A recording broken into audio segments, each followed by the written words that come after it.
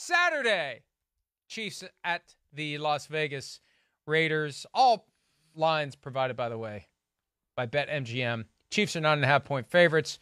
Chiefs, all they got to do is win, and they're the number one seed if, it hasn't been announced yet, but if Bills-Bengals is canceled and they go by winning percentages, all Chiefs have to do is win, and they have the one seed.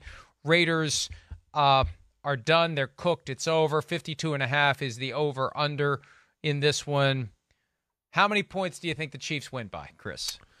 Yeah, I'm gonna this is one where I know the Chiefs are favored by 9.5. I know the Chiefs, I'm gonna say, are gonna win. Yes, for sure.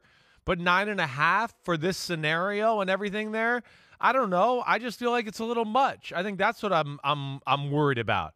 I mean, the Chiefs, yeah, Patrick Mahomes never lost to a team in the AFC West. I'm not going to pick it to happen this weekend. I'm not.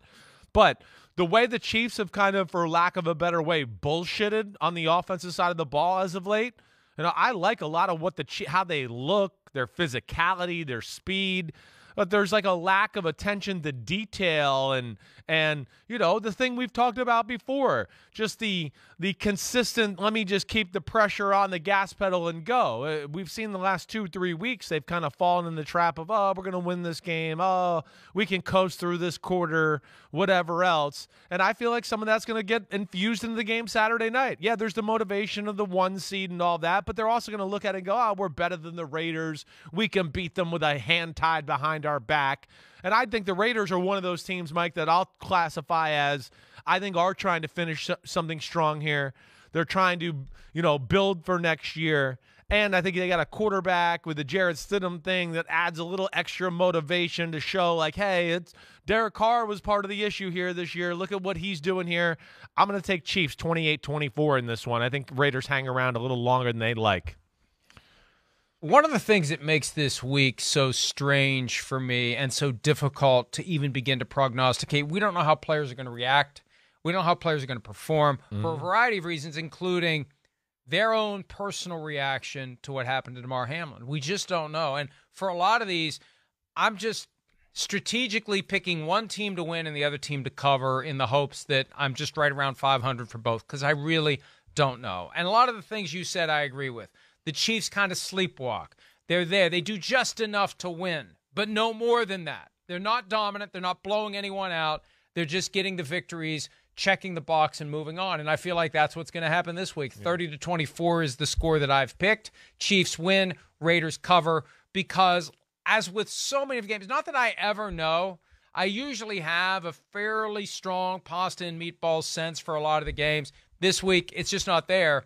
And so just kind of, and again, Chris, you know my method. Proprietary, patent pending, high-level mathematical model where I just sit down, I look at the games, and a score pops into my head, and I go with it. So 30-24 is the score that popped into my head today. I got no other analytics or high-end statistics or analysis other than it just kind of feels like what it's going to be.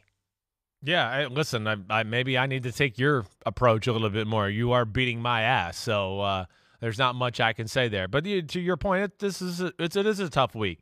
It is. And one, I feel like just you and me personally have thought about the games less this week because of everything that happened on Monday night, and we've been packing that. So it's weird. And I feel like I'm just starting to form a little pasta and meatballs in the gut here because it's just like, oh, wait, I'm just changing my thoughts from Damar Hamlin and how we're getting over that. So I think there's that aspect to throw in this, with also the meaning of the game to some teams, the meaningless part of the game to other teams, and then, of course, the Damar Hamlin just hovering over the whole NFL. It's a huge curveball for this week.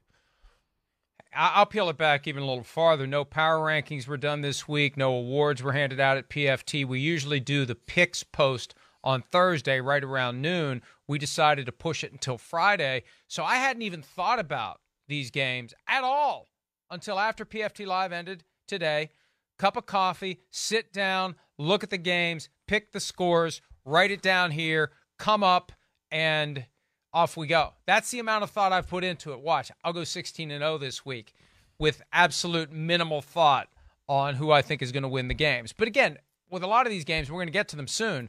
We really don't know what's going to happen because we don't know who's going to play, how long they're going to play, and what the motivation really is of the teams who are done. They may just want to get out of town. We hear all the time, the eye in the sky doesn't lie, and you got to go out and you got to put the film doesn't matter. You don't get an asterisk because the game didn't count.